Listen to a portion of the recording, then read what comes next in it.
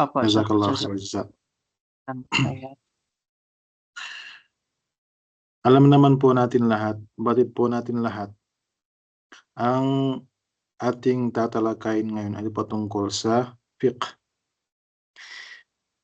Pero bago tayo pumunta sa ating kitab na pag-aaralan, insyaAllah subhanahu wa ta'ala, ay dapat muna natin alamin kung ano nga ba ang ibig sabihin ng fiqh at gaano ba ito kahalaga sa buhay ng isang Muslim na mu'min kay Allah subhanahu wa ta'ala at ano ang kanyang hukum, no? Ano ang hukum ng hukmu ta'allumihi, ang ahkam o ang batas ng pagsasaliksik ng kaalaman sa tungkol sa fiqh.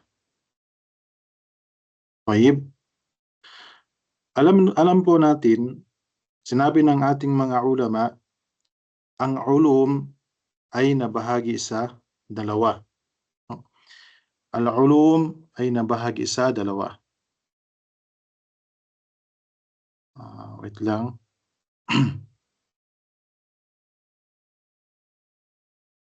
Ang al-ulumu, sinabi ng ating mga ulama, ay nabahagi sa dalawa. Sinabi nila, ang una ay tinatawag na ulumul ghaya. Ulumul ghaya. Pangalawa naman ay tinatawag nilang ulumul wasila.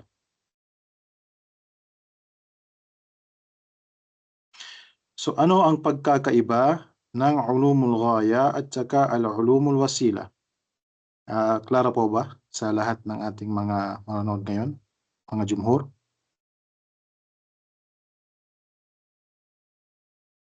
Okay. Yung klase po natin, hindi ko na nabanggit sa simula, yung klase po natin ay 1 hour lamang po. Tapos 50 minutes subjects, 50 minutes na syarah. Tapos meron po tayong open forum sa yung 10 minutes na natira insyaAllah subhanahu wa ta'ala. Kung meron po tayong mga katanungan at kung alam din po natin yung kasagutan ng ating katanungan insyaAllah subhanahu wa ta'ala. Sinabi ng ating mga ulama, ang ulum ay nabahagi sa dalawa. Ang unang bahagi ay tinatawag na ulumul ghaya, o yung ibig sabihin na maqsad o yung ulum na ating patutunguhan. Yung ghaya, yung ating yung patutunguhan, yung maqsad natin. Pangalawa naman, yung ulumul wasila. Ang ulumul wasila, yung ibig sabihin nito ay ang ulum o ang kaalaman na ito ay daan upang maintindihan natin ang ulumul ghaya. Ay way, daan, tariqa para sa kaalaman ng ulumul ghaya. Ano nga ba ang ulum o kaalaman ng ulumul ghaya? Ang una sa lahat, ang example ng ulumul ghaya, ito ay ang halimbawa, al-aqidah. Al-aqidah. Al-aqidah. Ang ilmul aqidah o ang kaalaman sa aqidah, ito ay isa sa tinatawag natin, siya ay nabibilang sa ulum al-ghaya, ang ulumul aqidah. Okay? Bakit siya nabibilang sa ulumul aqidah, sa ulumul ghaya? Dahil ang aqidah, ito ang pinaka-importanting kaalaman sa buhay ng isang Muslim. Bakit? Dahil ito ay ang ulum o kaalaman upang paano mo makikilala ang iyong sinasamba na si Allah subhanahu wa ta'ala. At ang ulumul aqidah, ito ay napakalawak. Inshallah subhanahu wa ta'ala, at siguro na-explain din to ng ating Sheikh na Sheikh Abdul Khan, jazahullahu khair, makassar. Pangalawang example naman ay ang al-fiqh. Ang fiqh, no? Pangalawang example ng ulumul ghaya, ang fiqh.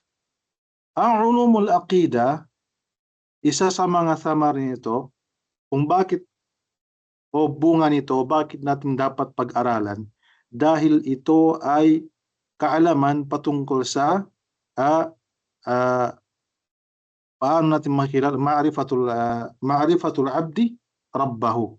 Paano natin malalaman na ang ating sasama na si Allah subhanahu wa ta'ala, no?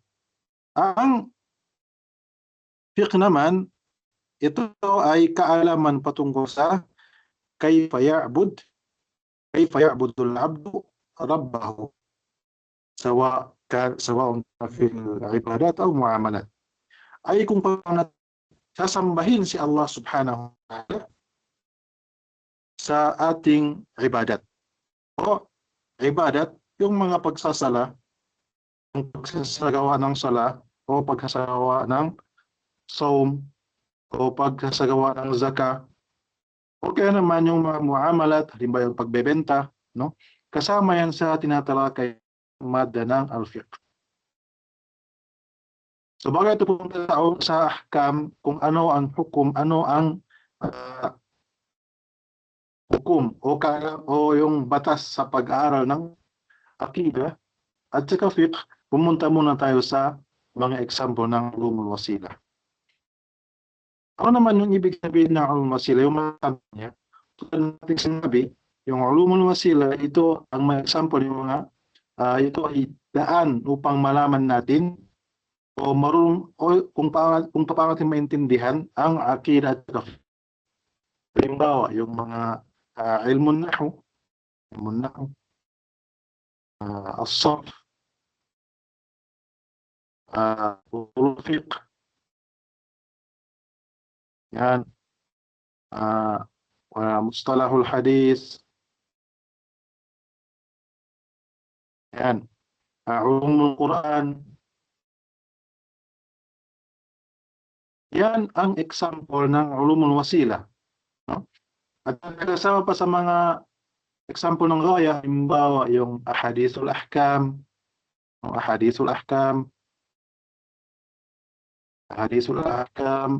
yung tafsir, at iba pa. Sinabi ng ating mga ulama, so ito yung mga example ng ulumul ghaya at saka al-ulumul wasila. So yung topic natin, yung subject natin ay hindi akida at saka hindi ang ulum al-wasila kundi ang al-fiqh. Alhamdulillah. Ito yung ating pag-aaralan. Pagkatandaan, ang ulum ay nabahagi sa dalawa. Ito ay tinatawag na ulumul ghaya o ang ating maksad, ang puntos, no? Ang maksad, yung ating patutunguhan, ghaya. Yung wasila naman, yung daan kung paano natin malaman ang ulumul ghaya. Alhamdulillah. At ito ang mga example, no, ng ulum laing nawawala siya. Yan siya.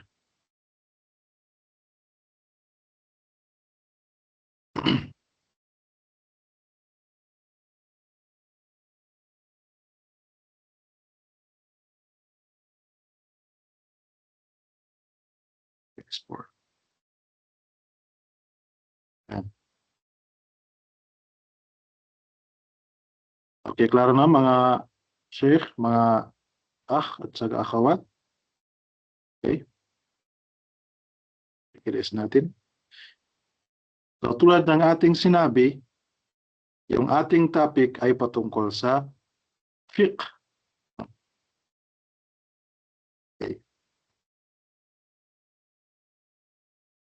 Ang ating topic ang fiqh. Okay.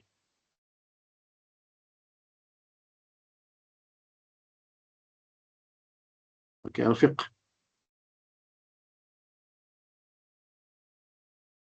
Okay. Bakit nga ba mahalaga ang pag-aaral ng fiqh? Tulad ng ating sinabi, ay ito ang daan upang malaman natin sa pamamagitan ng pag-aaral ng fiqh, ito ang daan kung paano ating malaman kung tama ba ang ating isinasagawang ibadah o hindi. So yung pag-aaral ng fiqh na unang-una sa lahat ay dapat nating tandaan na dapat malagyan ng ikhlas, alhamdulillah, at dapat meron tayong tinatawag na yung raghbah. Yung raghbah patungkol sa pag-aaral ng fiqh. Yung raghbah patungkol yung ibig sabihin ng raghbah, yung ating kagustuhan sa pag-aaral ng fiqh. Dahil ang pag-aaral ng fiqh ay hindi katulad ng pag-aaral ng mga ibang ulum. Ito ay kailangan ng, siyempre lahat ng ulum naman, ulumul aqida lahat na at saka fiqh, at saka lahat-lahat kailangan ng ijtihad at saka ikhlas. Ano nga ba ang ibig sabihin ng al-fiqh? No? Ano ang ibig sabihin ng al-fiqh? So meron tayong tatlong kahulugan ng fiqh. Meron tayong tinatawag na al-fiqhu, tinatawag na lughatan, tapos al-fiqhu syar'an, no? Saka al-fiqhu istilahan. Okay, istilahan. So sino magkapagbibigay, ano ang example ng al-fiqhu lughatan?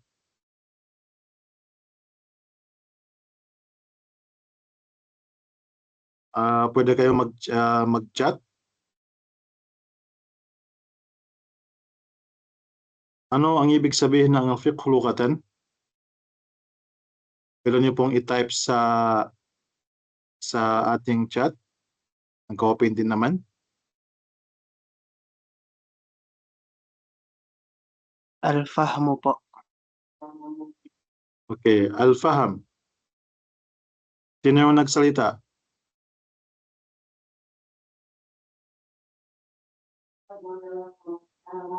Ako, sir.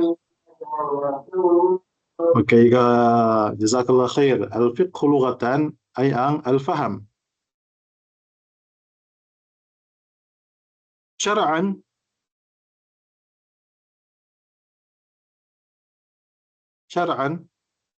al-fiqh lughatan ay ang al-faham. Ang ibig sabihin ng al-faham ay ito kung paano yung faham, yung pagkakaintindi, yung paano mo fahim to pag yung faham, yung alam mo, no? Ito yung lughatan, yung ibig sabihin ng al-fiqh. Syar'an naman, ang ibig sabihin ng fiqh sa syar'an, ito ang tinatawag nating al-ilmu bi masailid din. No? Al-ilmu bi masailid din. Kasama yan sa meaning ng fiqh. Masailid din. No? Al-ilmu bi masailid din. Ang kaalaman patungkol sa usuluddin. Al-ilmu usuluddin. Ang kaalaman ay patungkol sa mga ahkam ng ating relihiyong Islam.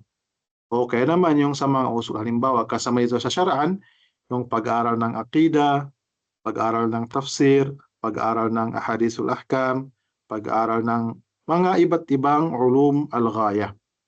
Ito ang ibig sabihin ng syar'an. Istilahan, ang ibig sabihin ng al-fiqh sa istilahan, ito ang tinatawag ng ating mga ulama na al-ilm ma'rifatul ahkam syar'iyyah ma'u ma'rifatul ahkam syar'iyyah al-amaliyah al-muktasab min adillati at-tafsiliyah. Ito ang tinatawag na ma'rifatul ahkam. No? Ma'rifatul ahkam. Yung kaalaman patungkol sa mga ahkam. Pag sinasabing ahkam, al-ahkamul amaliyah. Tinatawag na al-ahkamul amaliyah. No? Al-syar'iyyah al-amaliyah. Ma'rifatul ahkam syar'iyyah al-amaliyah. May syariah dito. No? Min adillatiha al-muktasab min adillatiha at-tafsiliyah.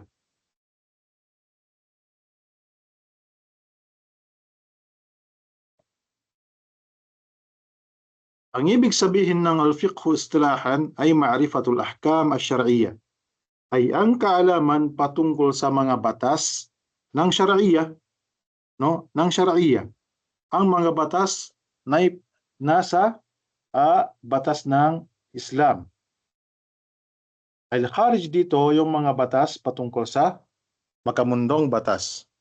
Hindi pag sinasabing al-ahkam syar'iyya ay naintindihan natin na ang al-ahkam na ito ay patungkol lamang sa al-ahkam asy-syar'iyya at labas dito ang ahkam yung ad-dunyawiyya o kaya naman al-ahkam al-qanuniyya. Pag sinasabi nating amaliyya, yung ibig sabihin ng amaliyya ang ating mga ginagawa. No, yung ginagawa nating sa araw-araw. Yung ginagawa natin sa araw-araw. Ang ating pagkakaintindi, pag sinasabing amaliyya o al-far'iyya, kharij dito ang ulum al-aqidah. Bakit? Ang ulum al-aqidah ba ay amaliyya? Hindi. Kung hindi ay nasa aqidah, ay ang kanyang mawad o ang kanyang inaayos ang ating nasa saloobin. Islahul qulub, yung paniniwala, yung mga iman, yung ating mga iman o paniniwala, no?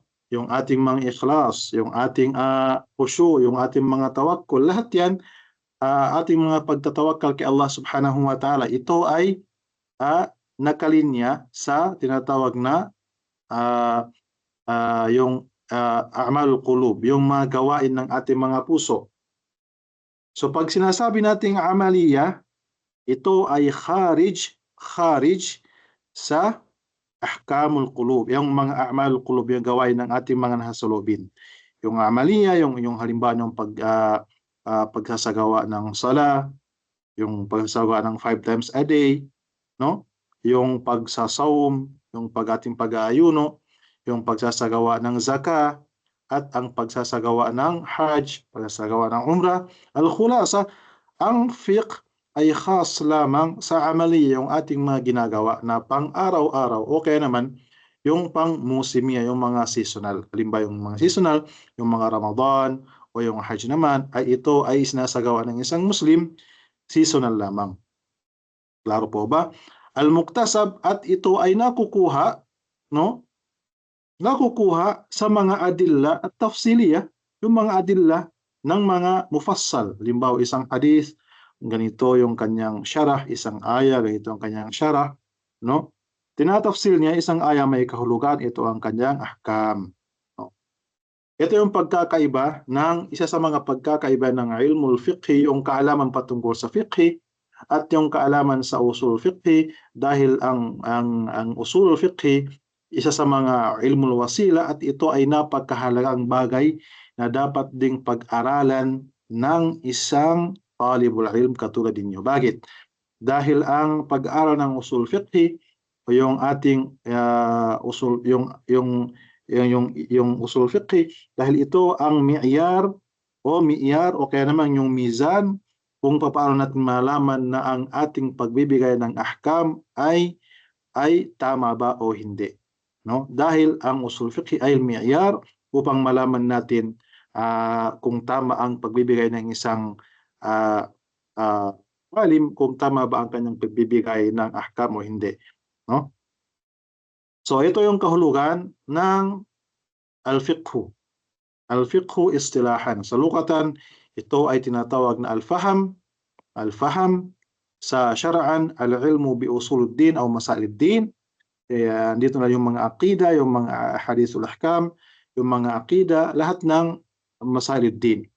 At yung istilahan, inulit natin, ang ma'rifatul ahkam syar'iyya, al-amaliyya, al-muktasab min adillatiha at-tafsiriyya. So yun po, yan ang ibig sabihin ng al-fiqh.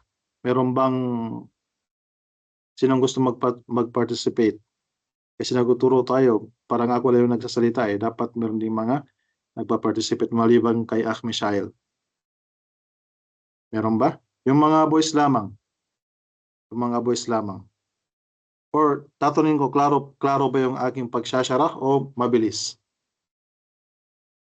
Huwag kayong, isa sa mga muawiqat o mga asbab ng hindi pagkatuto ng isang estudyante pag siya ay nahihiyang magtatanong sa kanyang guro, no, sa kanyang mudarris. Kaya kung meron man kayong katanungan, huwag kayong mahiya. Kung alam naman natin ito ay ating sasagutin insyaAllah subhanahu wa ta'ala. So mga ikhwa, akhawat, klaro po ba yung aking pagsasyara? O hindi po mabilis? Kasi tinatimingan po natin. Parang walang sumasagot Baka magtawakuf tayo pag walang sumasagot. Mabilis? Sige. Inshallah subhanahu wa ta'ala, hihina-hinahin po natin inshallah subhanahu wa ta'ala. Itong first class natin, ito po ay mga mukaddima lamang. Kumbaga introduction lamang. Yung ating presentation inshallah subhanahu wa ta'ala sa Yawmul Khamis al-Qadim. Doon tayo magsisimula sa pagsasyarah ng kitab inshallah subhanahu wa ta'ala. Okay, klaro po ba? Itong araw ito ay introduction lamang sa fiqh. Yung gaano kahalaga ang pag-aral ng fiqh, no, sa buhay ng isang Muslim, sa buhay ng isang mu'min. At kung ano ang ibig sabihin ito. Okay. So yun ang ibig sabihin ng fiqh, mga minamahal naming kapatid, ang ito ay ilm, no? Ito ay kaalaman alladhi yu'allimu muslim. Ang fiqh, ito ay kaalaman na nagtuturo sa isang mu'min Muslim kayfa ya'budullaha ala basira. Kung paano niya sasambahin si Allah subhanahu wa ta'ala na meron siyang kaalaman. No. Dahil hindi lahat ng sumasamba kay Allah subhanahu wa ta'ala ay may sapat na kaalaman. Minsan, yung mga ibang sumasamba kay Allah subhanahu wa ta'ala, halimbawa yung mga nagsasala, sila ay nagsasala lamang na wala silang kaalaman patungkol sa ahkamus sala. Sila ay parang gumagaya lamang kung yung imam ay rumuruko, ay nagpapatira pa lamang sila o sumusujud. No? Ito ay isa sa pinaka malaking pagkakamali ng isang Muslim. Kaya nararapat lamang yung al-ilmu, sinabi nga ni Imam Bukhari rahimahullah ta'ala, al-ilmu qabl qawl wal amal. Ang kaalaman, ang pagsasaliksik ng kaalaman ay ito ay mas nauuna sa pagsasalita at pagsasagawa. No? Dahil ang kaalaman, yan ang ating mi'yar o ang ating parang timbangan kung ang ating mizan kung tama ba o mali ang ating pagsasagawa ng ibadah. Halimbawa, pag ikaw, halimbawa, malapit na yung Sawm Ramadan. Marami sa mga ating kapatid na Muslim, yung alam lang nila sa pag-Sawm Ramadan, yung nakakapawalang bisa ng ating saum ay ang iftar, yung mga mufattiratus saum, yung pagkain, o kaya naman yung pag-inom, o kaya naman yung jima, yung pagtatalik ng Muslim, no? Akala lang nila ito lang yung mga nakakabatal o kaya nakakawalang bisa ng ating pagsagawa ng pagkain o pagsasaum. Ngunit meron pang mga ibang bagay na nakakapawalang bisa ng ating pagsasaum. So paano natin malalaman yun? So malalaman natin yun sa pamamagitan ng pag-aaral ng al-fiqh. Yung pag-aaral ng al-fiqh. Ganito kahalaga ang pag-aaral ng al-fiqh. Kaya, wag po tayong manghinayang, no? Dapat meron tayong laging raghba. O yung parang tinatawag na tayo po ay meron tayong ginaganahan tayong mag-aral ng fiqh dahil ito ay mi'yar, no? Mi'yar o mizan kung paano natin o timbangan natin kung paano natin malalaman yung pagkasamba kay Allah subhanahu kung tama ba ang ating pagsasamba kay Allah subhanahu wa ta'ala. So yun po ang ibig sabihin ng al-fiqh. Okay? Tayyib. Papunta tayo sa pangalawang topic, yung mawdu'ul fiqh. Ano nga ba ang mawdu'ul fiqh? Kasi yung una, sinabi ito ay mga ta'rifat al-fiqh. Yung mga ta'rifat o introduction o meaning ng fiqh. Nalaman natin yung lugatan, tapos syara'an, tapos istilahan. Meron tayong tatlong meaning ng fiqh. Meron tayong sa luga o kaya sa terminology, sa syara'an naman, tapos sa istilahan. Okay? Inshallah subhanahu wa ta'ala, isasan lang po namin yung itong mga nasulat natin sa groups inshallah subhanahu wa ta'ala. At saka inshallah may record din tong ating klase. Kaya pag naka-upload sa YouTube, i-send din namin yung link, no? Yung link sa group upang mamuraajaan nyo sa YouTube inshallah subhanahu wa ta'ala. Ano ang mga mawdu' ng fiqh? Yung topic ng fiqh. Ano ba ang mga tinatalakay ng fiqh? No. Nasabi natin kanina, yung mga yung tinatalakay ng fiqh, yung mawdu'ul fiqh, ito ay mga tinatawag nating af'alul ibad. Af'alul ibad, no? Ang mga gawain ng mga alipin ng Allah subhanahu wa ta'ala. Yung ating mga gawain, no? Yung pang-araw-araw nating gawain.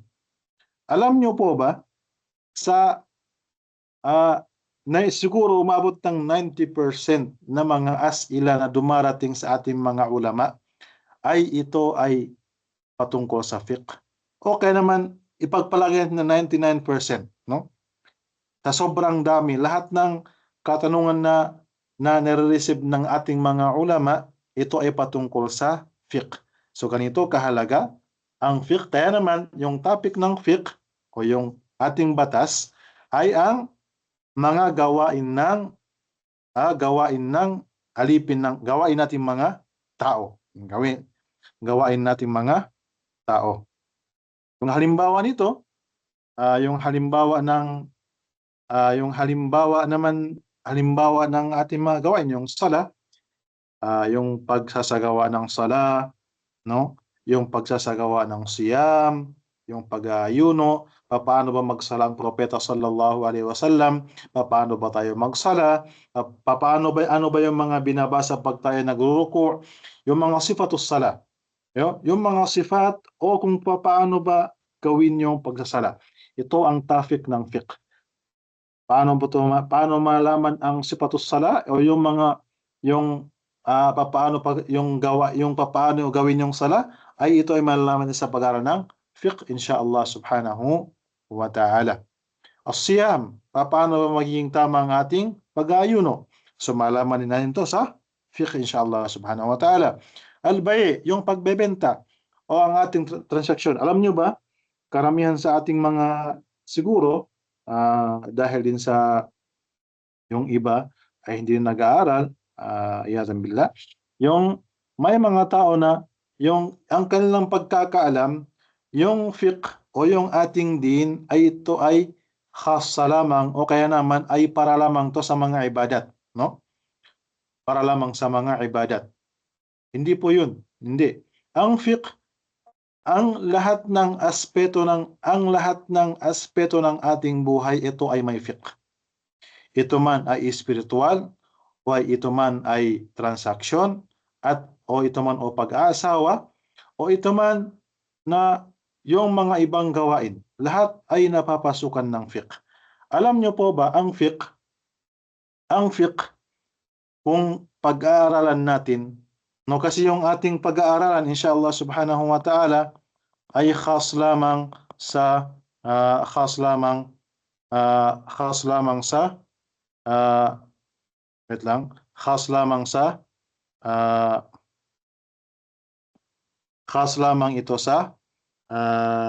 Allahumma salli ala Muhammad, khas lamang sa ibadat, no, sa kitab at-tahara. Alam niyo po ba dito sa mamlaka yung pinag-aaralan, yung fiqh, isang kitab ng fiqh, ito ay 4 na taong pinag-aaralan. No, ganito karami yung topic ng al-fiqh. So dapat sa ngayon nagsisimula pa lamang tayo, mukaddimah sa kitab at-tahara. Alam niyo pa ba ang fiqh, ito ay nabahagi sa ito ay nabahagi sa parang limang bagay.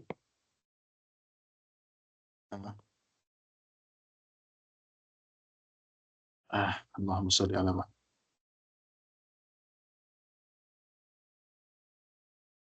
Okay. Unang-una sa lahat, al-fiqh, unang-una sa lahat, ito ay nabahagi sa limang. Unang-una sa lahat, ang tinatawag nating fiqhul ibadat. No. Fiqh al-ibadat.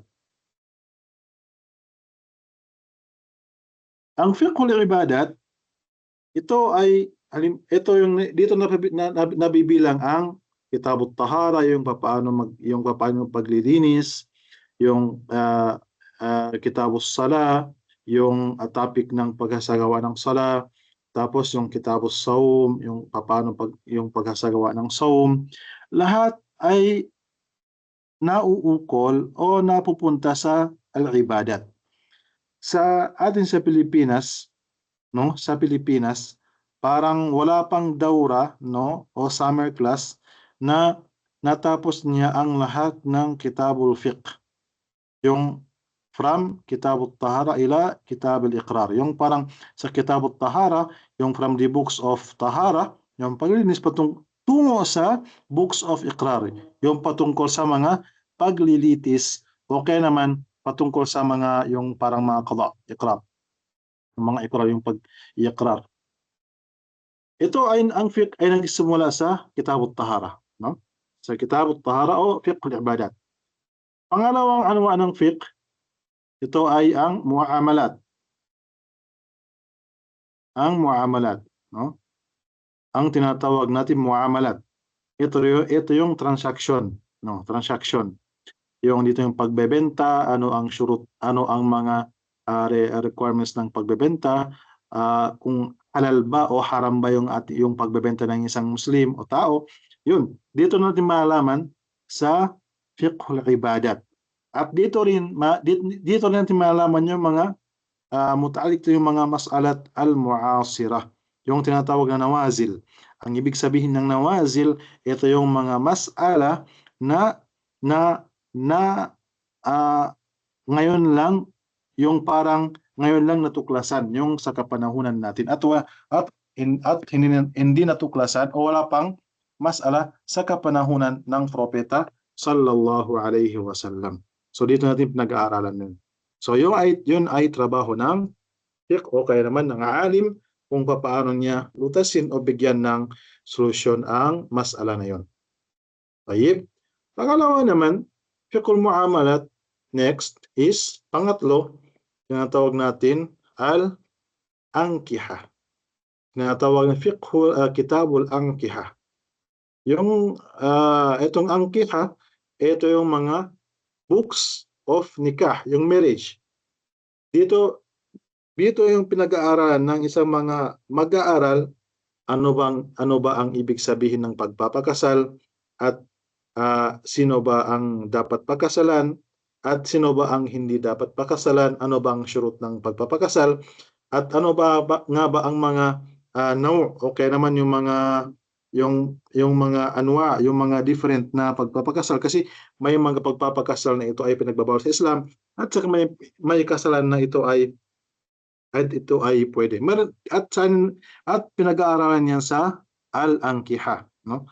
Ito ang tinatawag nating al-ankiha, yung ating tinatawag na books of marriage. At ito ay maalaman natin o mapag-aaralan natin sa books of marriage. Pang-apat naman, sa mga topics ng fiqh sa books of pagkatapos ng al-ankiha, ito ay tinatawag na kitab al-jinayat. Jinayat, no? Kitabul jinayat.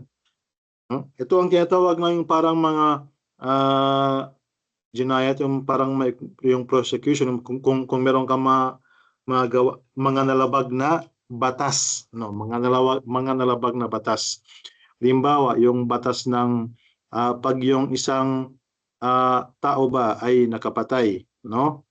nakapatay ng isang tao, yung qatlu amad, yung pinatay niya na walang makabuluhang dahilan, yung tinatawag na qatlu amd, yung pinatay lamang niya dahil ito ay kanyang kagustuhan. Ano ang hukom? No? Ano ang hukom niya? No? Kaya naman yung mga nagsisina, yung tinatawag na muhsan o ghayra muhsan, yung iba yung pagzisina, halimbawa yung kapag ang isang tao ay nakagawa ng zina, yung nakagawa siya ng zina na siya ay wala pang asawa, na hindi pa ikinasal, iba ang kanyang parusa. Tapos pag siya ay nakasal na tapos nakapagzina, iba rin ang kanyang parusa. Dito natin malalaman sa al-jinayat. No, ito ang pang-apat na bahagi ng fiqh. Panglima naman, yung mga qada, no? Yung mga al-qada. Dito yung mga qada, yung mga judges, yung mga prosecution, no? Ito yung mga pagkatapos kung meron kang nagawang mga pagkakamali sa Islam, o yung mga pinagbabawal sa Islam, dito sa al-qada, ito yung trabaho ng qada, ay sa judge ka haharap. Ito pero naisasagawa lamang ang mga itong gawain pag nasa Islamic country ka, no? Dito sa KSA, yung mga taong nakapatay ay pinapatay din.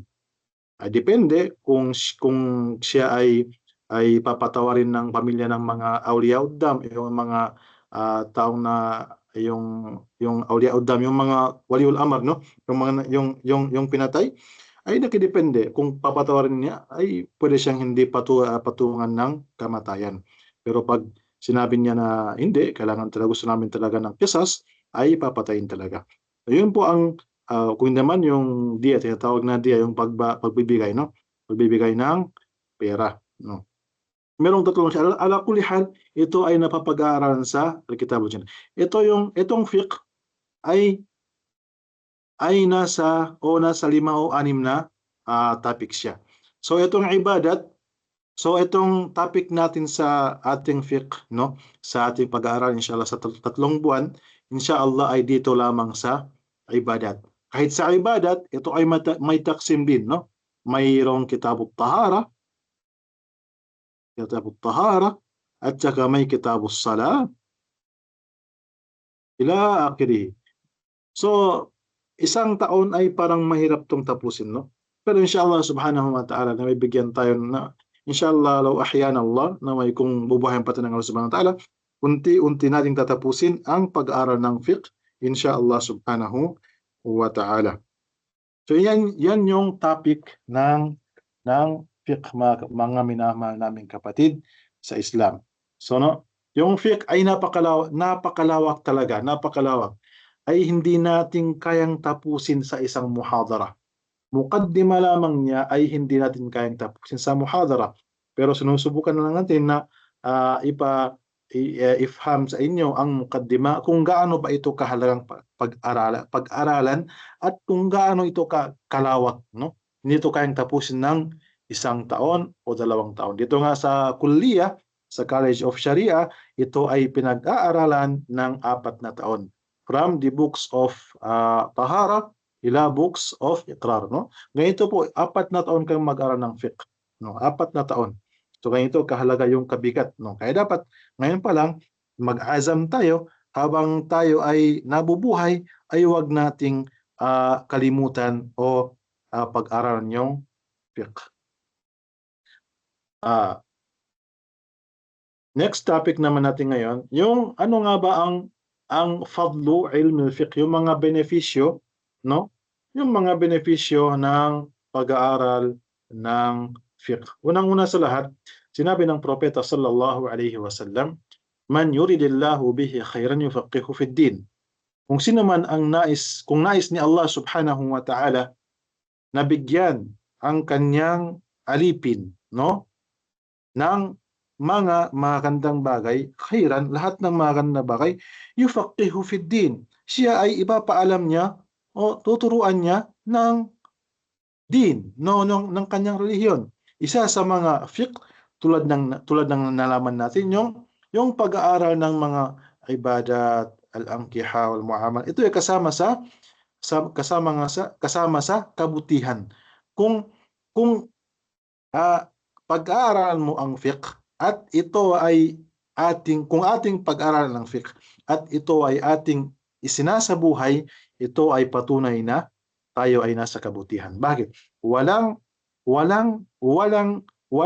anumang nasulat sa fiqh, sa kitabul fiqh, kundi ito ay nakakabuti sa buhay ng isang Muslim. No? Lahat ng kanyang gawain ay nagiging halal. Yung gawain ng fiqh ay itinuturo niya sa atin kung papaano ang lahat ng ating gawain ay magiging tama lamang. At upang tayo ay makaiwas sa mga akhta, yung pagkakamali, upang yung ating ibadat ay hindi habaan mansura, ay hindi maging parang alikabok lamang sa yaumul qiyamah.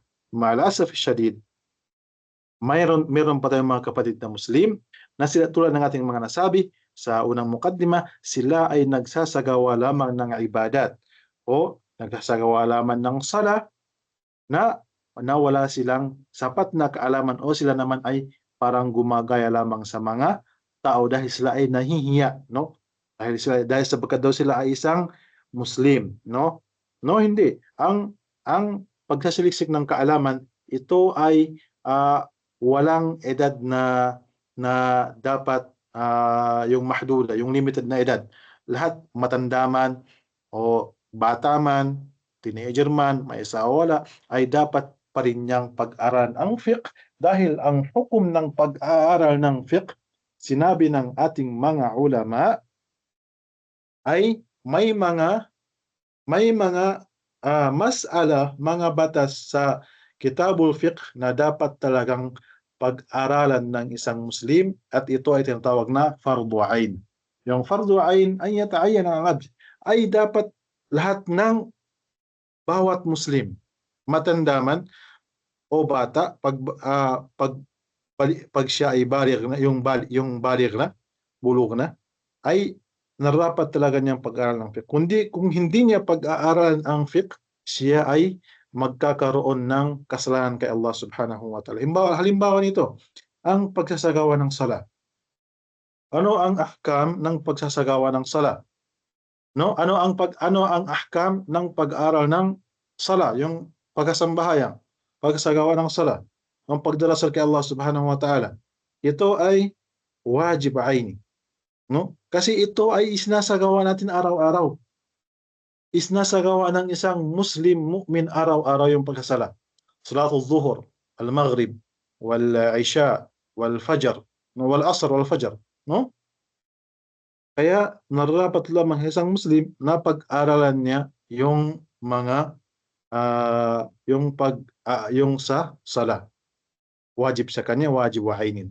At meron pang mga iba, halimbawa yung saum, kasi ito ay seasonal, ay dumarating every year, every Ramadan, ay nararapat din niyang pag-aralan ang saum dahil ito ay wajib sa kanya. At halimbawa pa nito, yung pagsasagawa ng zakat.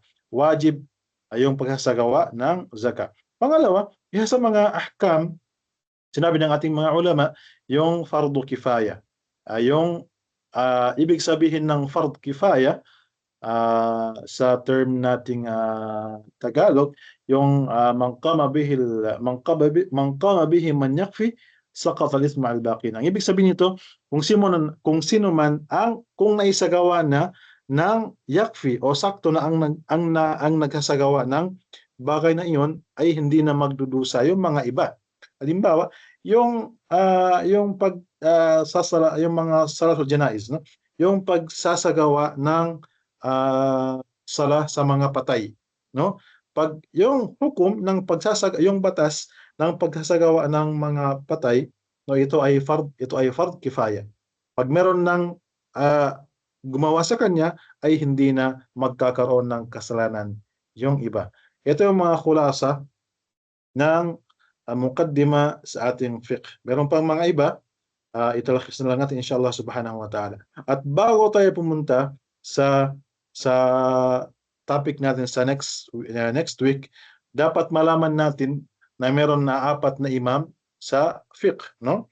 Si Imam Abu Hanifa rahimahullah, Imam Malik rahimahullah, Imam Shafi'i rahimahullah, Imam Ahmad rahimahullah, sila yung masyhur na apat na imam na naging umda o naging parang yung lahat ng pinag-aaralan ng lahat ng mga Muslim sa buong mundo. So meron bang mga ibang imam maliban sa apat na imam?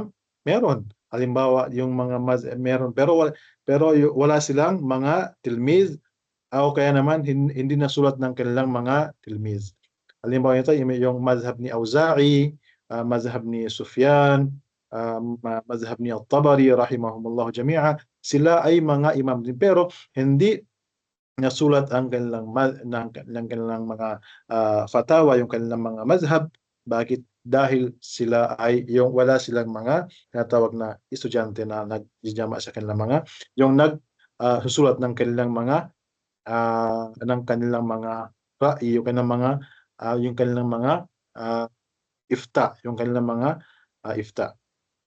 So wala inshallah subhanahu wa ta'ala, malapit na yung time natin, inshallah subhanahu wa ta'ala, yung ating pag-aaralang mazhab, no, ay mazhab al-Imam Ahmad rahimahullahu ta'ala. Mazhab al-Imam Ahmad rahimahullahu ta'ala.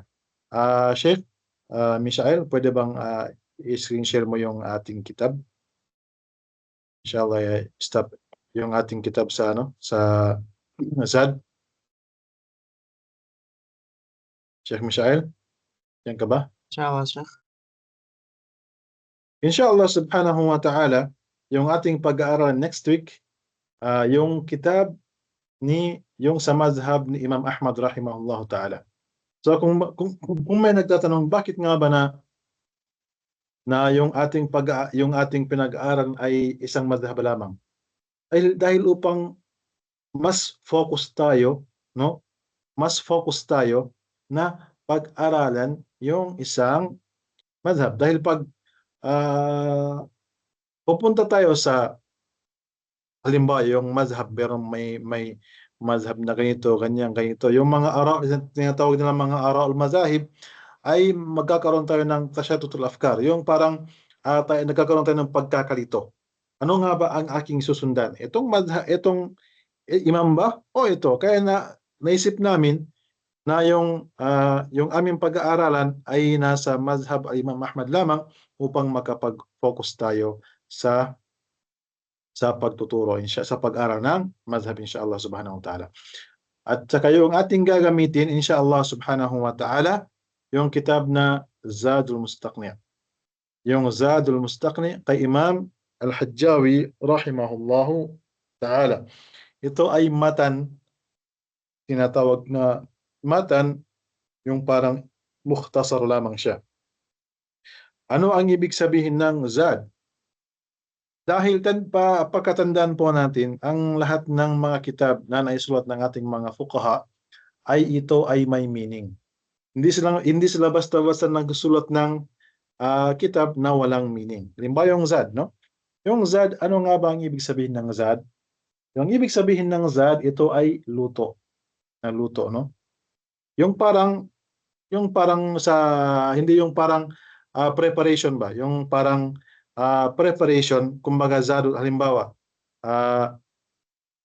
yung parang preparation natin, yung sa aming bahasa na Yakan, hindi ko pa nagkapitro, Yakan pala ako, yung bahasa namin sa Yakan ay tinatawag na yung mga luto.